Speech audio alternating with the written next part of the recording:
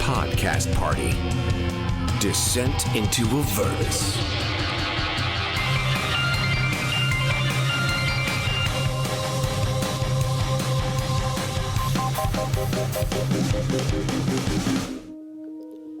My name is Renascence. My friends and I have been sent into the past to defend the village of Idyllglen against a demon invasion. The second wave of fiends has just arrived. On the edge of your vision, you now see what you can only surmise will be the first wave of demonic attackers as the sun begins to peek out over the horizon. Let's go ahead and roll initiative. Everybody gets to add a +4 to their initiative. Great. Hylan got an 18. Corbin got a 14. Ofelia got a 25. Yeah. Ofelia, you're up first. Ofelia runs forward and she once again casts Lightning Bolt.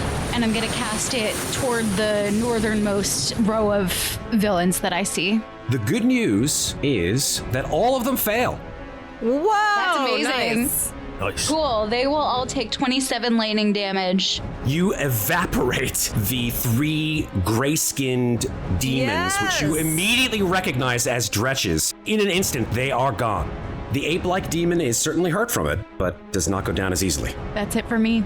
It is Jessa Brightstar's turn. Jessa realizes that you guys all need as much help as you can get, and so she places her hand on the statue of Zariel, and she says, "Just stay here for 60 more seconds." And you watch as the statue glows and begins to pulse with a bright blue light. All 4 of you now have the effect of a protection from good and evil spell for the next 10 minutes. Cool. Nice. Nice. I'm just going to move myself south a few feet, Jessa and Hylan and Corbin, and they're all inside my aura. And I've actually got range on this Balgora from here, so I just am going to light it up with 3 Eldritch Blasts. First shot's a 15. A 15 will hit. Second shot's a 15.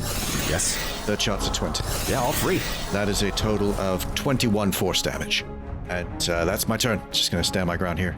The Balgura does not like getting sniped from afar, so it will move its entire movement, just charging, rampaging down the causeway here towards you. It has a speed of 40 feet. It's going to leap. It's a long jump. So it just does a running leap directly at the person who zapped it with a lightning bolt as part of its movement. That is you, Ofelia. It's still got its action, so it's going to make 3 attacks. 1 with its bite and 2 with its ham-like fists. Oh no, ham fists. The bite, I'm pretty sure it is not going to hit you with a 12. Yeah, that'll miss. Yay. The 2 fists miss with a 9. Wow. Yay. And unfortunately, a 26. That'll hit. 12 bludgeoning damage. Ow. Hylan, it's now your turn. I'm so sorry it's hitting Ofelia, but I'm so glad it's within melee range of one of my allies. Yup. So I'm going to manifest a blade and throw it at the Balgora. That's a 15 to hit. 15 hits. Great. That's 11 psychic damage and 18 sneak attack for 29 on the first hit. I should have mentioned to Ofelia, apologies, I should have mentioned to Ofelia that when the lightning bolt hit the Balgura, it didn't seem to do as much damage as you would have hoped, honestly. Oh. It certainly singed the hair of this creature, but it did not do the full damage. I manifest a second blade, throw it. That's a 26 to hit. Absolutely. That's 9 psychic damage, and I'm going to stay where I am. Corbin Shiv. Corbin's going to look up. Ilmata, protect us! And he's going to cast his Twilight Sanctuary. Yay. Nice. 30-foot radius. Oh, Yes. that's Ofelia. Yes. That's what I was worried about. That's all he's going to do. Okay. Ilmata, keep us safe. The remaining Dretches, it is now their turn. They just move up to go behind the Balgura. There's nothing really much more that they can do except dash. Top of the second round of combat, you now hear additional sources of insane cackling laughter as from the south, through the flames, you now see another group of demonic intruders. They just look like hulking gnolls, and they are led by an even larger gnoll behind them. All right, we're back to Ofelia. This is an oldie but a goodie. You haven't seen it in a while, but Ofelia starts playing her violin and blue sparks shoot out of the violin. Sparks of light because I'm casting fairy fire. So it's going to hit both the guy in front of me and the Dretch that is closest behind him. Nice. A DC 16 dexterity save. The Balgura fails with a 12. Woohoo! And the Dretch An oldie but a goodie, you know? got a 19. Okay, so the Dretch is not affected, but the Bulgur glows with a blue light and now grants combat advantage to hit it. Anything else, Ofelia? That is it for me. You get 14 temps. Okay, thank you. It is now Jessa's turn. Jessa will, standing exactly where she is, cast Guiding Bolt from her holy symbol of Lathander, which looks like a sun disk around her neck. She's casting at the Bulgura. Yes, casting it at the Bulgura. And she rolled a 20 Nice. All right. for 14 radiant damage. So yeah, this brilliant orb of light springs forth from her symbol, jets at this creature, and hits it directly in the face. The creature is absolutely stunned and grants advantage to whoever hits it next. I say, Jesse, get behind me, get behind me. I sort of gesture for her to move. She does. She gets 14 temps. Renascence, you're up.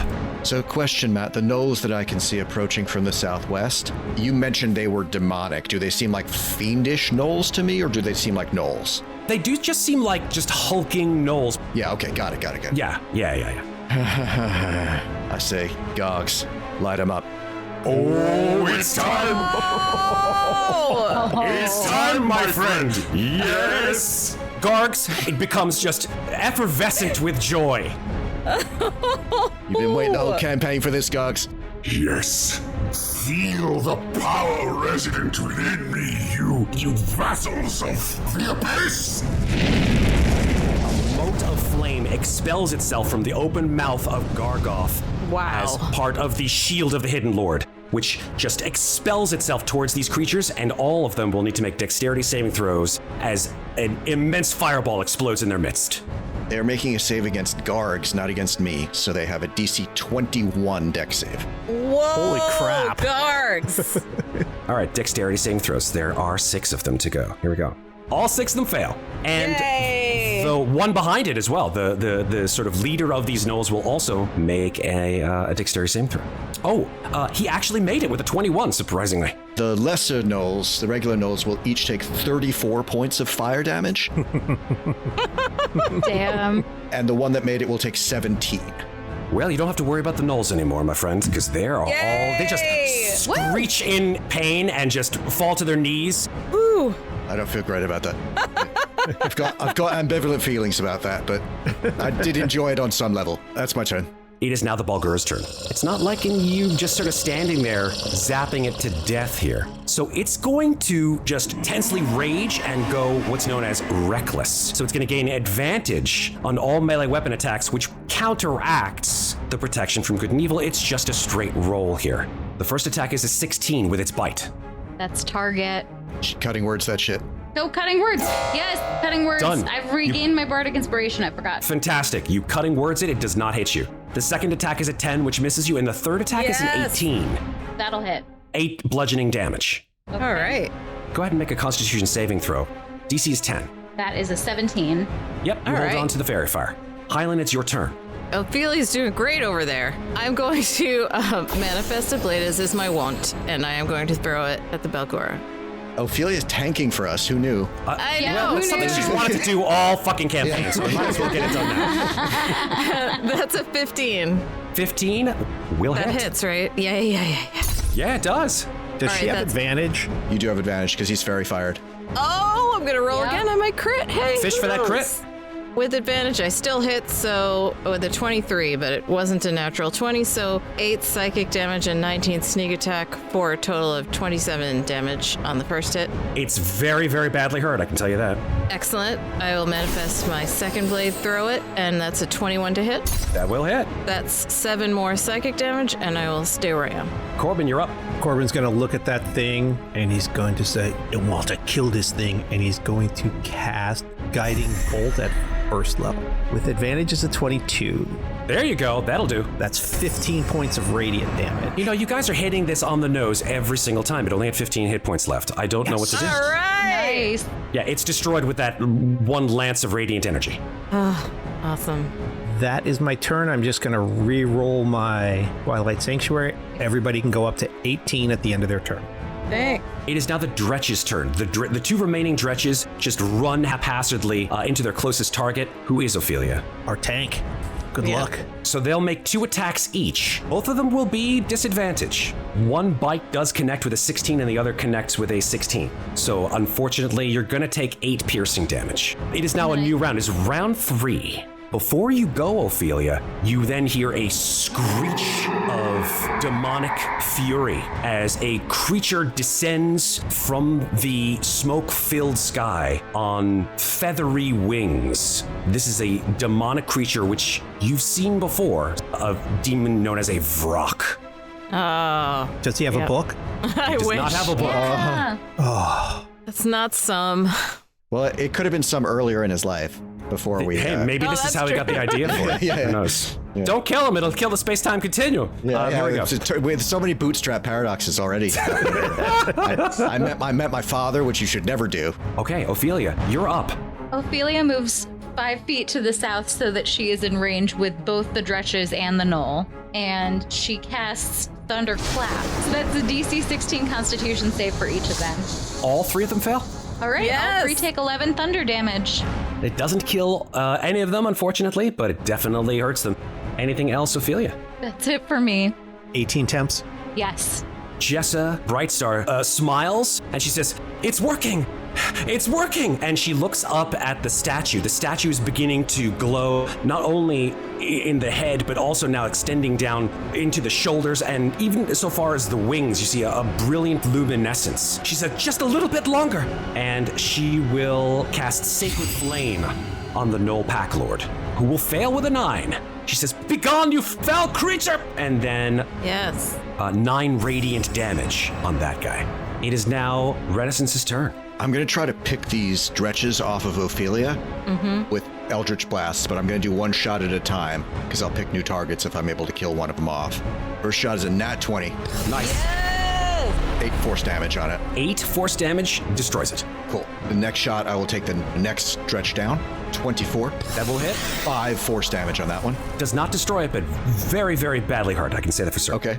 I've got one more shot, so I take it at the same one. 22. Yep, that hits. 3 more force damage on it. Even with just 3, it only had 2 hit points left, so it is destroyed. Yes. The dretches are destroyed. That is the end of the dretches. And that is the end of my turn. The Vrock will fly directly into the main group of heroes beyond Ofelia and hovers there about 20 feet off the ground. It then opens its massive beak and you hear this ear-piercing screech come forth. I would like every creature within 20 feet of the Vrock, that is everyone, except of course for the Knoll, will need to make a Constitution saving throw. Everyone except Ofelia will have a +4 on that. Oh, thank God. Hylan got a 23. Renaissance got an 18. Uh-oh. Corbin got a 12. Ophelia got an 11. No. Corbin and Ofelia, unfortunately, you two are the only ones that are affected by this then. You are stunned. Oh, which no. means no actions or reactions. The stunned condition is incapacitated, Yep. which means that any attacks on you Shit. that hit are automatic crits It knocks out Corbin's Twilight Sanctuary. because of incapacitated. That's correct. Oh, my God.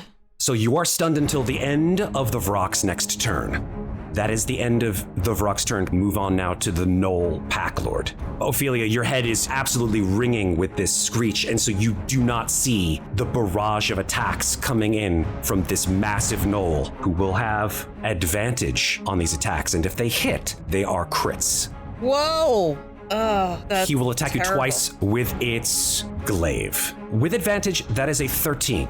That misses. Excellent. thank God. Second attack, an 18. Hits. That is 2d10 plus 3 slashing damage. Remember, you had those temps. Yes. That is 17 slashing damage. Hylan, you're up. Okay, this rock has to go. Let me roll. I forgot to roll the Constitution save for Jessa, because she's concentrating on protection from good and evil. Does she get a bonus from you or no? Yeah, she gets a +4 from me. All right. She rolled a 3. That's only a 7. So protection from good and evil fails. That means that creatures of fiendish nature no longer have disadvantage on their attacks on you. All right, Hylan, back to you. Okay, I'm gonna throw a blade at the Knoll. The 14 to hit. A 14 does not hit, unfortunately. Okay, I'm gonna throw a second one. That's a 28 to hit. Yes, that absolutely does. That's 6 psychic and 24 sneak attack for 30 points of damage. That kills it right out. Great. Nice. and I'm gonna stay where I am. Corbin, you're up. You're stunned, unfortunately, so there's very little that you can do at this point. You can't take actions or reactions. Your head is just absolutely ringing with this creature's screech. All right, I'll just try to steady myself. Unfortunately, the same can be said of Ofelia, who is also stunned. No actions, no reactions, incapacitated, essentially, until the end of the Vrok's turn. It's Jessa's turn. Jessa is also stunned. So she's just, her hands are wrapping around her head and she's sinking down into a fetal position. As Jessa drops to her knees, she just like mumbles, she can't speak at all. She just whines and moans, and her eyes lock on something immense, which shakes the ground beneath its feet as it charges into view. But as it comes into view, you see the source of this hideous cackling, which issues forth from a gigantic knoll covered in matted, blood-stained fur and swinging a 3-headed flail. It's him. It's Yeenoghu. Gore drips from his red maw. Yep. He's all the way at the end of the road, though. This is not good.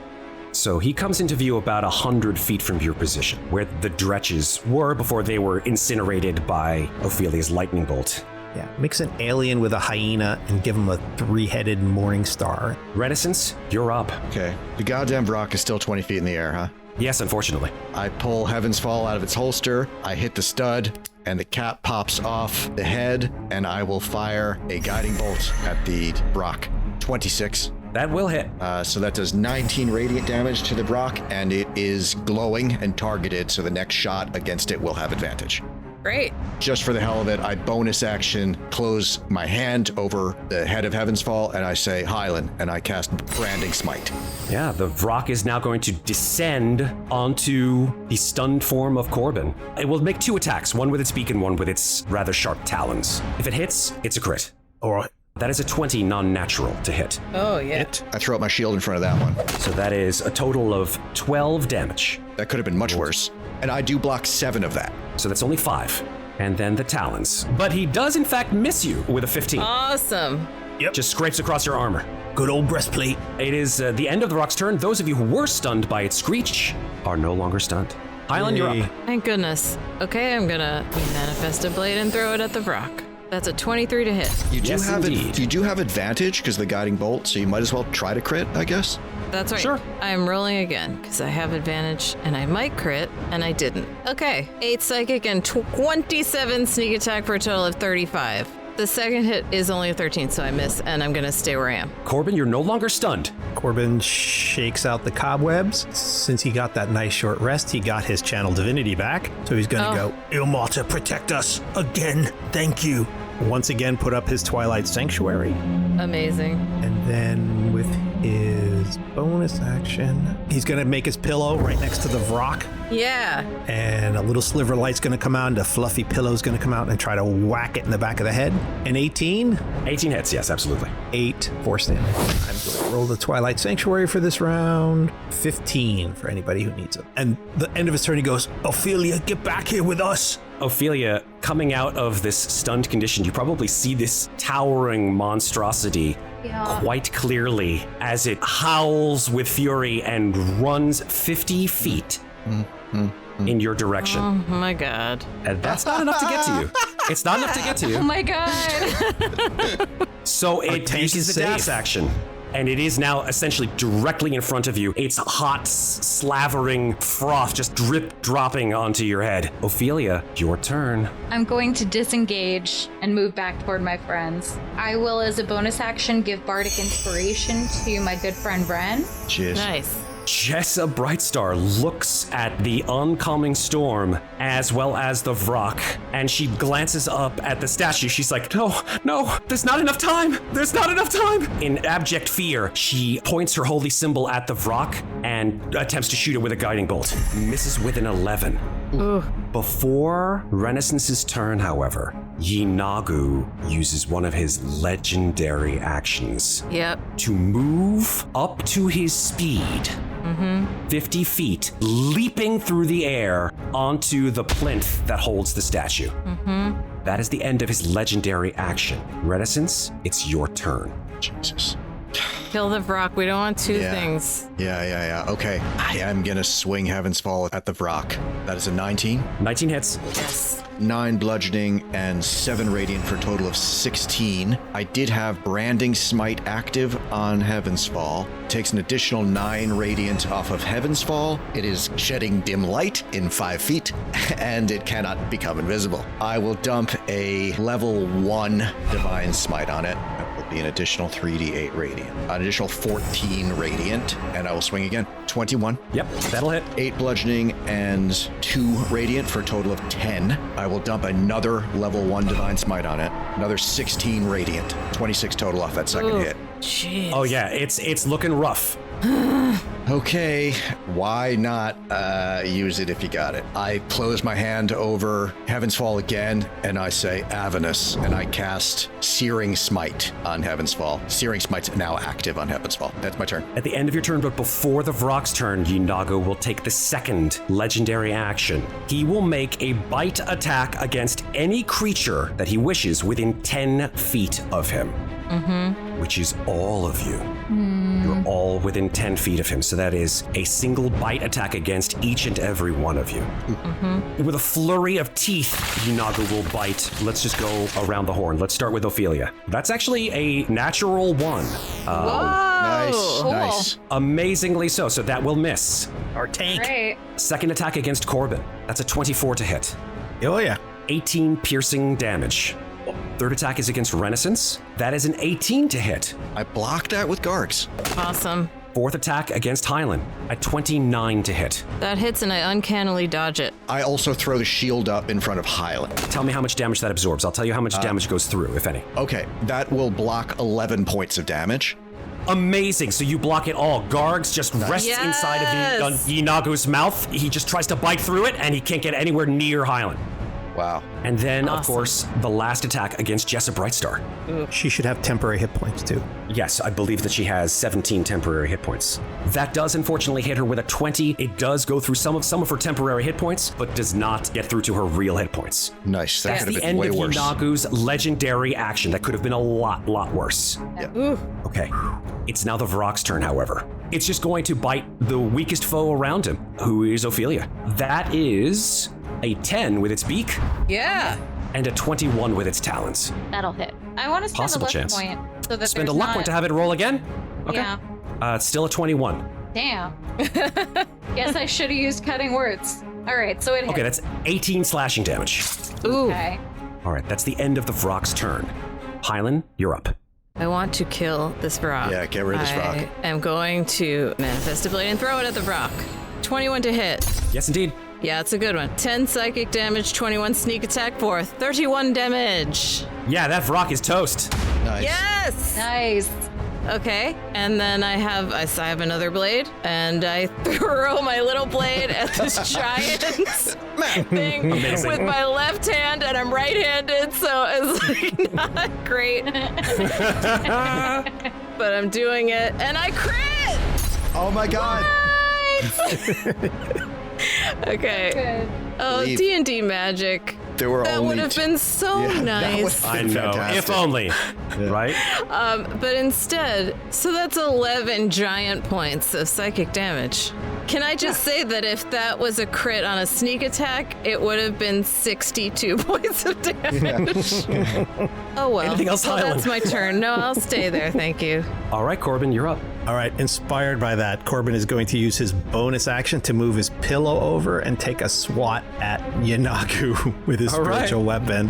A 16? No, unfortunately, 16 will definitely not hit Yeenoghu. It's a pillow. And then at fourth, He just like looks at it. Yeah. He's just like, at fourth level, I'm going to cast Aid. And Yes. I'm going to give myself, Hylan, and Ofelia 15 additional over their max. Nice. Thank All you. right. That's my turn. Yeenoghu looks at the statue of Zariel and just sort of like hucks up a fiendish loogie and spits in its face. You just see acidic spit covering the face of Zariel. Jessa Brightstar screams in rage, stands her ground in front of this towering foe, as Yeenoghu pulls back his massive flail to strike. He's going to strike 3 creatures. If an attack hits, Yeenoghu can use that attack to create an additional effect of his choice or at random. Oh my god. All right, so the first attack is against the creature that did him the most damage. That's Hylan, unfortunately. He's got a reach of 15 feet. Good god. First flail attack is a 21. That hits. I dodge it uncannily. Please make a DC 17 wisdom saving throw. You will have a +4. Oh, thank god. That's a 22. All right, you feel like as this flail hits you, it just clocks you, your head spins, but you're able to right yourself. You still do take 6 bludgeoning damage after the uncanny dodge. You only take 3, and I take 3. Okay. Second flail attack. He's gonna go for Renascence actually this time. I maintain concentration on my smite, by the way. Awesome. That is a 28 to hit you, Renascence. Oh. Okay, I'll do cutting words. That's a 1, friends. Oh well. Unfortunately, that's not gonna work. It was worth a So shot. you will take 18 bludgeoning damage. Please make a wisdom saving throw. Oh god. I did 25 on the wisdom save. Woo! You're good. You're good. It also tries to clean your clock, but you maintain. Oh, thank Go ahead and make your concentration check. That is a 23, so I do maintain Yep. that. Yes. And seeing as these attacks haven't really slowed you down, it just roars and tries to throw its entire weight behind this last flail attack on you, Renascence. 27 to hit. Yep. Oh, yeah. No. 19 bludgeoning damage. This time, please make a constitution saving throw. That's a 20. Yeah, you make it. This time you felt like sick to your stomach. But yeah, you're good. That is the end of Yeenoghu's turn. Ophelia, it's your turn now. I'm gonna cast Relithim's Psychic Lance on Yeenoghu. That's gonna be an Intel save, DC 16. It got a 16 on the dot. Okay, so it still takes half damage. It's gonna be half of 25. All right, so that's 12. That's it for me. Okay, at the end of your turn, but before Jessa Brightstar's turn, Yeenoghu will use one of his legendary actions, which now all 3 of them have recharged because it's now a new turn, Great. which is an ability called Swat Away. He will make a flail attack on you, Ophelia. Let's see if it hits or not. You have 15 temps, Ophelia. That is 31 to hit. Yeah, Oh that'll hit. boy. Please make a strength saving throw. Oh, good. My best stat. You do have a +4. Okay, so that's an 18. That is not enough. So not only do you take 18 bludgeoning damage, you are pushed to 15 feet by the strength of this attack in a straight line away from Yeenoghu. No, it's not Nick's the worst thing in the blessing. world. Yeah, I know. Absolutely not. In a way, 100% correct. You fall prone as well. Okay. That is the end of its legendary action. Jessa is absolutely at her wit's end. She's like, come to our aid, Zariel! And she will, as a bonus action, cast Spiritual Weapon. Unlike yours, Corbin, it does not look like a pillow. It looks like a glowing orb of sunlight and uses it to attack Yeenoghu, which she crits on, Yay! Nice. doing 12 force damage. Nice. That was her bonus action. As an action, she will then cast Sacred Flame. And Yeenoghu will need to make a dexterity saving throw, which she does, unfortunately, getting a 13 on the dexterity save. Renascence, it's now your turn. Ren is actually absorbing a lot of punishment, so I'm gonna lay hands on myself for 30 hit points. Yes, good. And I think that is really it. Yeah, that was good. I'm like out of bullets, kinda. Yeah, you have to stay alive. Yeah, that's my turn. You get 15 temps, and by the way, Jessa also gets 15 temps. All right, if that is the end of your turn, it is now Hylan's turn. Great. Shing shing. I manifest a blade. I throw it. That's a 17 to hit. And 17, unfortunately, does not hit. It just glances off Yeenoghu's armor. I'm going to use homing strikes. And I'm going to ask for assistance. My eyes will glow blue, and I will try to fix it in the air in a millisecond. That's a 21 to hit? 21 does hit. Yes. Thank you, grandfather. 9 psychic, 15 sneak attack for 24 damage. And then I'm going to throw the second blade. And that misses with a 13. Yes, And unfortunately. I'll stay where I am. Hylan, can you move on my left? Move on my left. Okay, I'm going to do that. And that's my turn. So you dodge over to the left. Before, however, Corbin takes his turn, Yeenoghu will take another legendary action. This one you've seen before. It's where he just opens his maw and attacks everything within 10 feet of him. Corbin, Jessa, Hylan, and Renascence. That's a 30 on you, Corbin.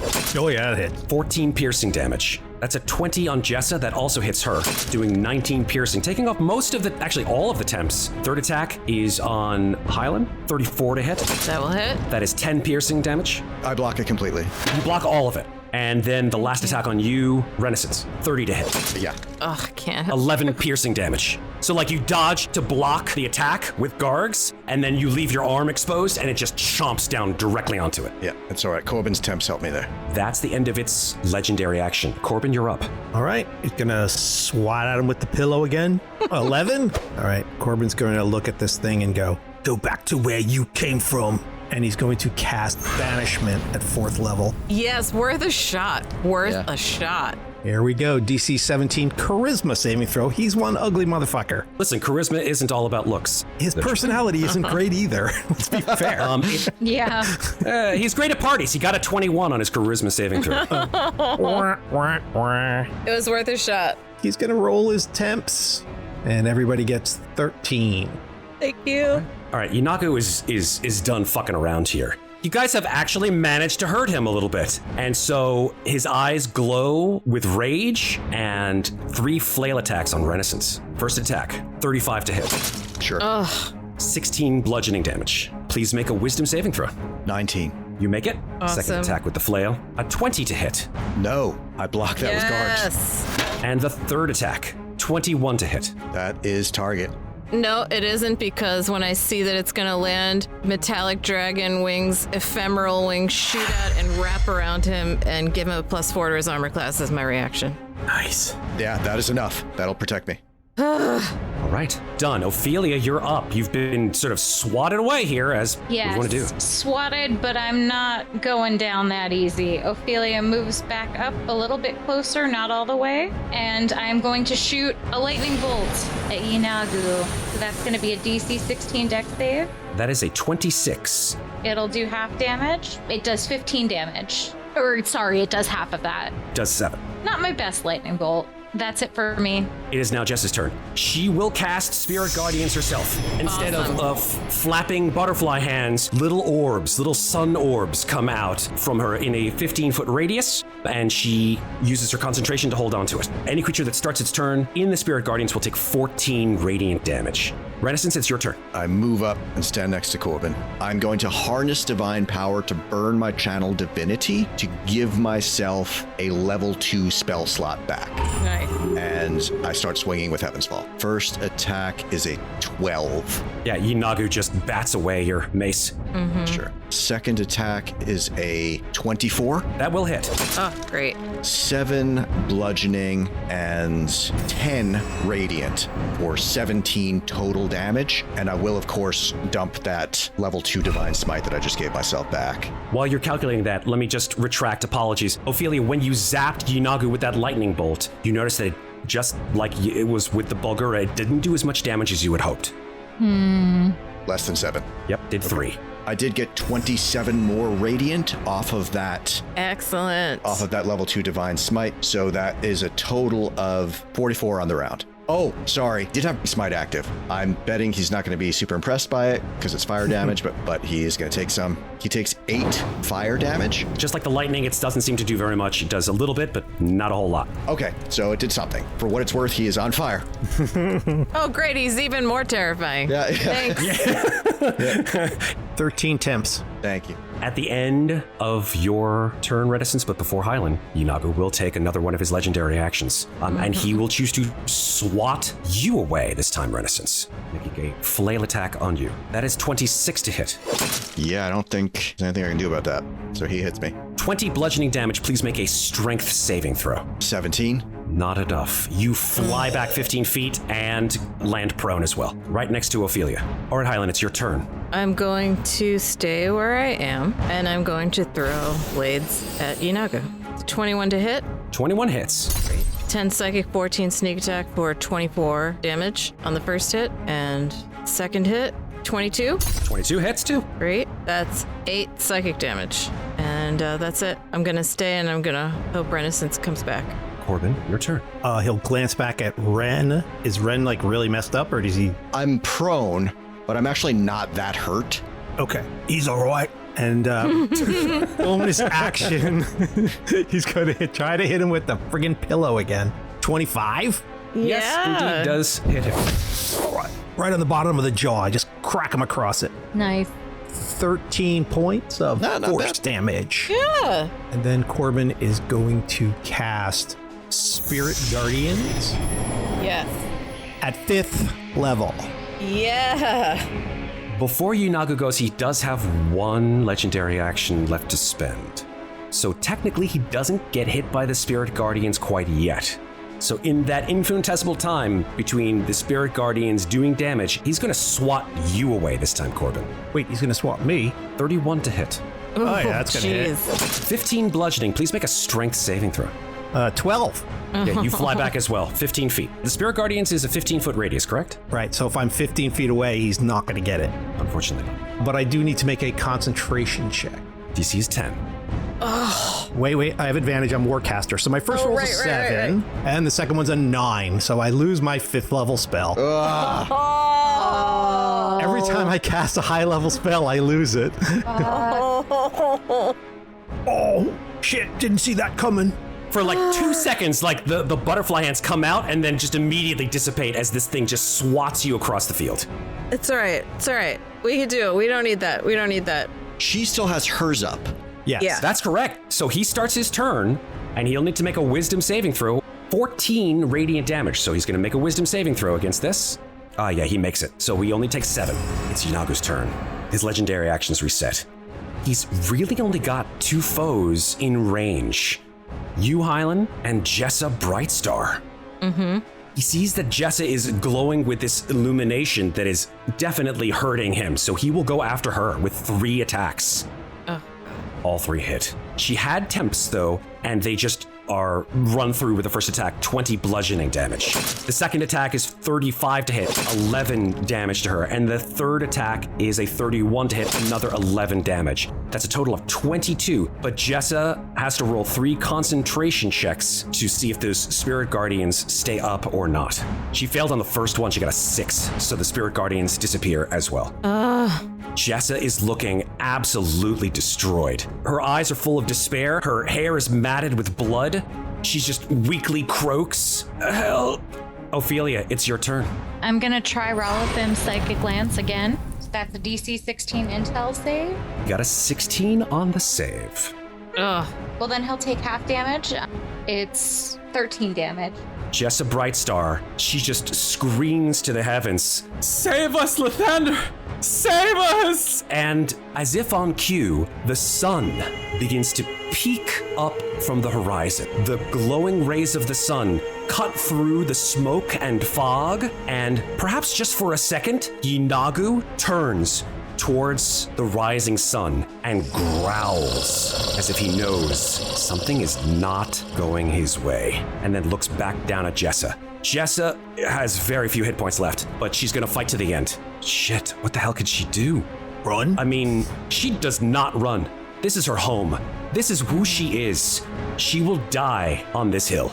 Heal yourself. Yes, she definitely could heal herself. As an action, she casts Cure Wounds. Yes, she will heal herself. She wants to survive. She needs to survive. She will cast it using her last 3rd level slot. That's good. At the end of her turn, but before Renascence's turn, Yeenoghu cackles with glee and looks down at this pitiful mortal and swings his flail at her to swat her away from the statue. I'm not close enough. That's a 32 to hit. She takes 13 bludgeoning damage, and she will need to make a strength saving throw, which she fails and is swatted 15 feet away and is prone on the ground. Renascence, it's your turn. Okay, I'm prone. I stand up, and with my 15 feet of remaining movement, I can just charge back up on him, which I do. And yeah, well, you know what they say, Matt. Fuck. They do say that. Yes, they do. Yeah. All right, I swing Heaven's Fall. 13 No, unfortunately not. and a 21. That will hit. Thank goodness. That is going to be 5 magical bludgeoning and 6 radiant for a total of 11 damage. Why not dump a level 1 divine smite on him? 17 more radiant. Ah, Not bad. Fuck else can I even do? Yeah, that's it for now. Hylan, it's your turn. Real quick, Jessa and Ren both get 15 temporary hit points. Nice. oh dear Bahamut. Please give me a crit. I'm gonna move up next to Renascence. I make a psychic blade and I stab him with it. And that's only a 14, so I'm going to use homing strikes to expend an energy die and raise that, hopefully. And I don't with a 15, and so I give up on that, and I take the Dragon's Wrath dagger in my offhand and I stab him with that. And I missed again with a 15, but I am going to again use homing strikes and try to hit it, because I'm not fucking around. That only makes it an 18, so I assume that also misses. I'm trying so hard to hit it, and I'm missing. Its hide is too thick. Yep, that's all right. I'm just gonna stay where I am. Corbin, before your turn, however, Yeenoghu gets to make a legendary action. He will make a bite against each creature within 10 feet of him. That is Renascence, and that is Hylan. Yep. That's a 22 to hit Renascence. Nope, Gift of the Metallic Dragon. Shroud him with ephemeral wings, doesn't hit him. And a 32 on you, Hylan. That hits. I will throw my shield. Okay, let's see how much of it absorbs. It blocks 14 points of damage. Yeah, so she only takes 1. The power of love. It's the power of love, everyone. She takes nothing. I take 1 point of damage. Amazing. You guys both protected each other. That was so adorable. It's adorable. It's adorable. All right, Corbin, your turn. Corbin gets up and he farts. Stands up. He steps to his right 5 feet. Yeenoghu, take this! And suddenly a brilliant beam of light flashes from his hand, goes 60 feet straight out and hits him, and he casts Sunbeam at 6th level. Ooh. Even Jessa, who's like on the ground, she just like looks at you with like intense reverence as this beam of light issues forth from your hands. Lathander. And he winks at her. So I need a DC 17 Constitution saving throw. But fortunately, he makes it with a 31. So he takes, well, it would have been 28, but he takes 14. Going to step back 5 feet, and he's going to say, Jessa, just don't get in my way. I'm going to do it again. He'll say it low, so hopefully Yeenoghu can't hear that. And then he's going to try with his bonus action to hit it with his pillow. I would love for the pillow to kill Yeenoghu. An 18? No, unfortunately, it does not. And I'm going to roll my temporary hit point. So we're at 14 if anybody needs them this round. Great. At the end of your turn. This is really dumb, Matt, but at the start of Yeenoghu's turn, he should have made a saving throw because he was on fire. So he rolled a 17 for that con save retroactively. He's not on fire anymore. Well. He takes like a giant inhale, like looks over at his arm, which is on fire, and just and blows it out. It's Yeenoghu's turn now, though. He's gonna make 3 attacks on you again, Renascence. Oh, fuck. 36. That's a double No. crit. That's 24 bludgeoning damage on the first strike. Okay, feels like it could have been much worse than that. And in fact, it may be, because it does deal 4d12 bludgeoning damage additional with that strange effect from the hit, because it was a crit. Okay. That's an additional 25 damage. Oh my god. So 24 and 25, that's 49 damage. Yep. Second attack, 34 to hit. Yep. 14 bludgeoning damage. And the third attack is an 18, so it actually misses you. Misses me. Great. Okay, I'm still up. Not looking great, but I'm still there. All right, that's the end of Yeenoghu's turn. He just sort of growls down at the two of you. Ophelia, you're up.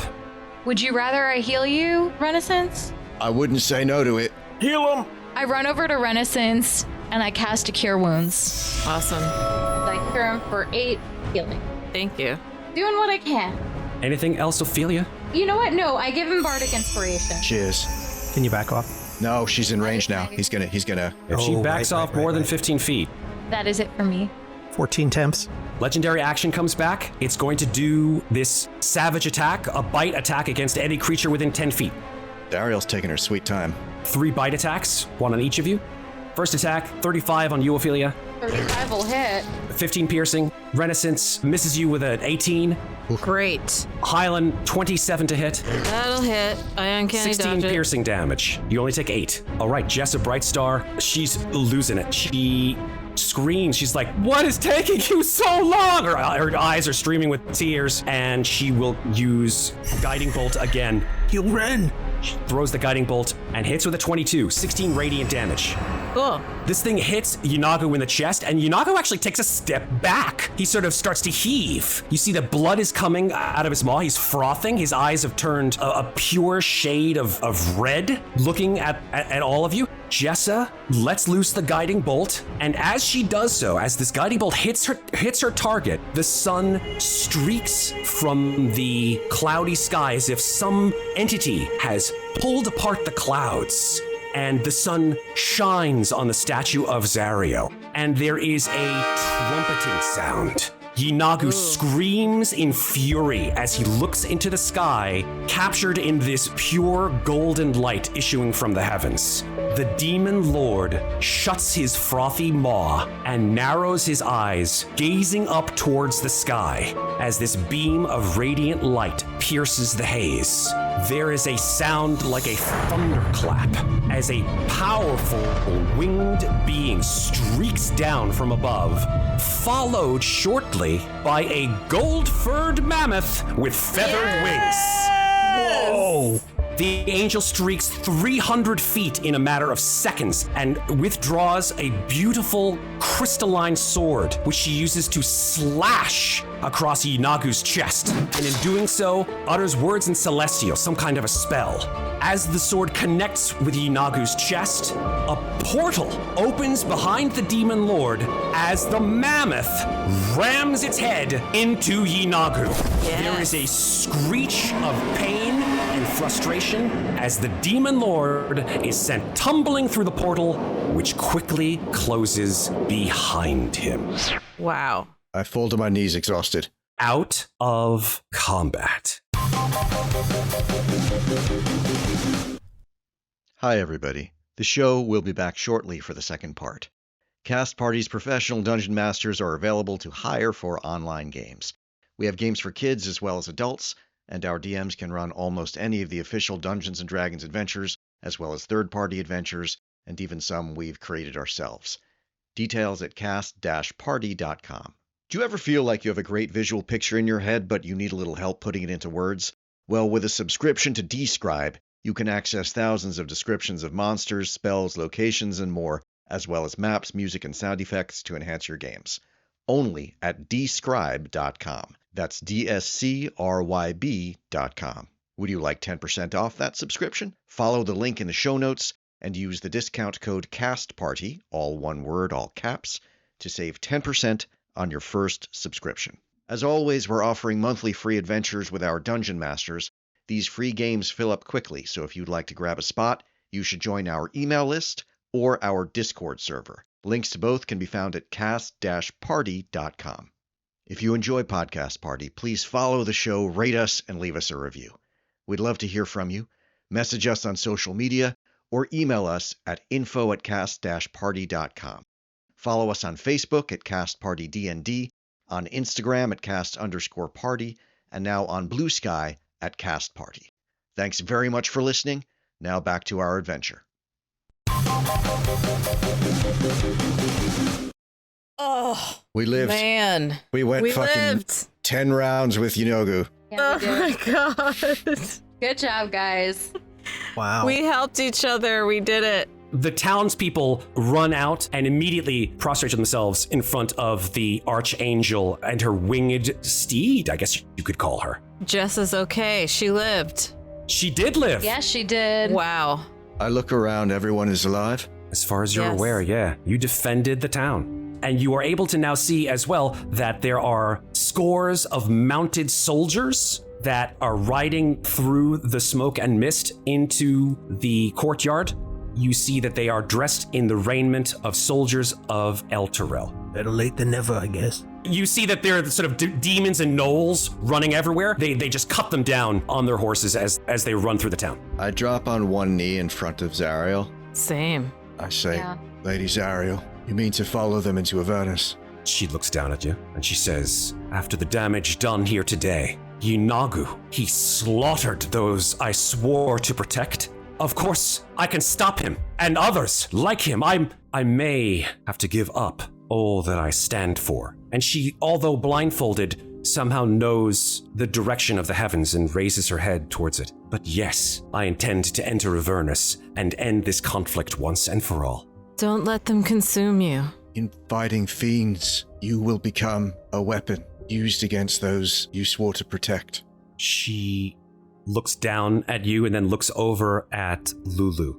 Lulu's eyes, her crystal blue eyes, scan Zariel up and down. Lulu's worried. She looks at Zariel. She hears Renascence's words. And in that same sort of very sweet intonation that you've heard before in her Hollyphant form, but in a sort of much more rich and deep voice, she says, Zariel, do you really wish to do this? And Zariel turns to Lulu and says, I can stem the tide of chaos and save many lives from the demonic terrors of the abyss. Lulu, were you in my place? Would you risk it all to save the lives of others? And Lulu's trunk droops a bit and her eyes fall to the ground. And then Zariel turns towards you all and says, I pose the same question to you. Were you in my place? Would you risk it all to save the lives of the ones that you love? That's an unfair question. Asmodeus sees you coming, Zariel. He knows your heart, he knows your courage, he knows your obsession. He will use those things to ensnare you. You must not listen to him. To answer your question, I would give my life, of course, but I would not give my soul. What do the others of you say? Corbin's going to look at Lulu. Lulu, you look amazing, by the way. Wow. I don't know who you are, but thank you. It's all right. Maybe one day we'll meet again. But don't let her do this. Can you stop her from doing this? There must be another way. There has to be another way. Zariel interrupts you and steps in front of you as you speak to Lulu and says, You address me. I asked you the question. I answer to Ilmata, not you. I see. And then she turns away from you. Lady Zariel, I think in my own way I understand why you want to do this. But the truth is, no one can stem the tide of chaos. To have wisdom is to understand that chaos is unfortunately part of the fabric of life. This life and all of the many worlds. All you can do is try to help those that need you. There's no way to stop a basic law of reality without causing destruction. The blood war has no beginning and no end, Lady Zariel. In fact, it mustn't end. It would unravel the worlds if it did. You cannot win it. No one can. You can help so many more people by staying true to yourself. Please don't do this. Let the fiends kill each other. Don't be one of them. She turns to you, Ofelia, and says, You, child, you have words? I do. I know what it is to give my life for those I love. And I would do it. I would do it every time. I can make no other answer but that I understand. I know why you want to go. These people speak the truth, but what is in your heart is in your heart, and I don't know that I can say anything to change it. After receiving your answers, she nods and she says, I thank you for your honesty. Lathander bless and keep you. I have other plans. And she brings forth the sword of Zariel. It glows with a heavenly light. And she calls out through the town, Hell Riders! It is time to take the fight to the enemy! You look around and you see scores of Hell Riders lined up behind her. And as you search their faces, you see a woman in her 30s with a fresh, deep cut on her cheek. And you recognize her as Yael. And she has a quite disheartened look on her face. Next to her, you recognize the mortal form of Olanthius and other Hell Riders that you have come across in your travels in Avernus, as well as one somewhat aggressive-looking Hell Rider who you can only surmise is Haruma. And Zariel's wings fly open. I say quickly to Lulu, Lulu, you're going to forget a lot of things. You won't remember meeting us here. You'll forget a lot of things, Lulu. But if the worst happens, if it all goes wrong, you should head for Traxigor's tower and wait for us there. Just try to remember Traxigor's tower. I don't know. That's a fun name. Just say Traxigor. Traxigor. Come, Lulu. And then she flies off into the distance.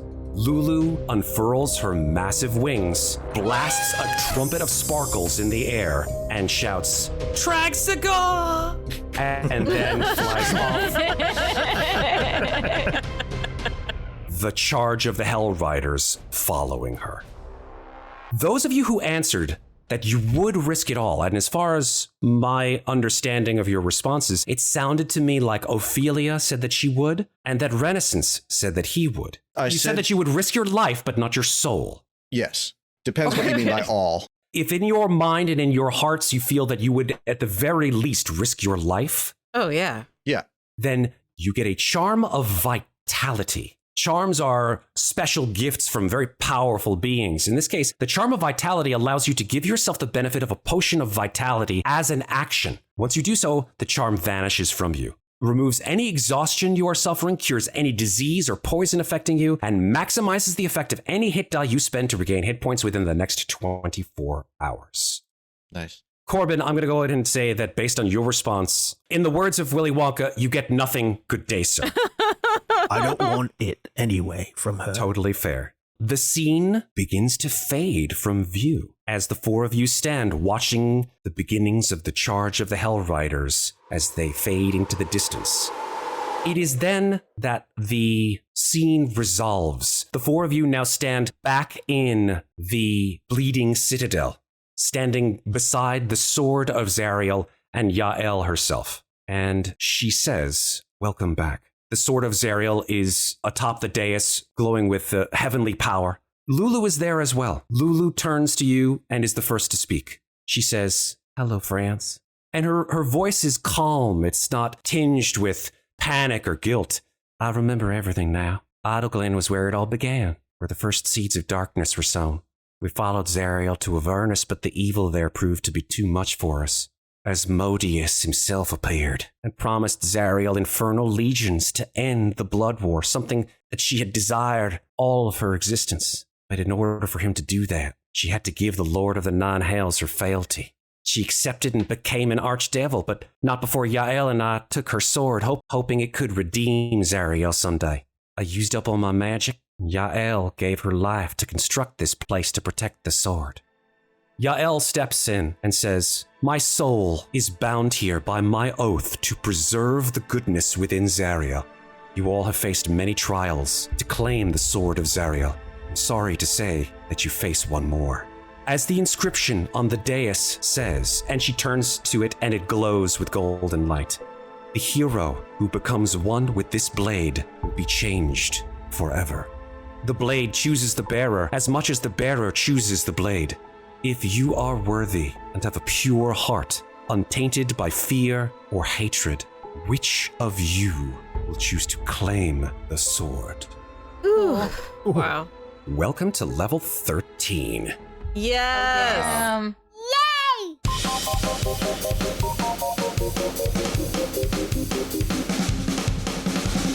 Thanks for listening. This episode featured the Dungeon Master stylings of Matt Gordon with Tal Aviezer as Renascence, Carolyn Fox as Hylan, Rachel Tamarin as Ofelia, and me, Andy Cannistra, as Painbearer Corbin Shiv. This episode was edited by Tal Aviezer and Carolyn Fox. Our original theme music is by Lauren Anker and Anthony DiMasso. Remember, if you enjoy Podcast Party, please follow the show, rate us, and leave us a review.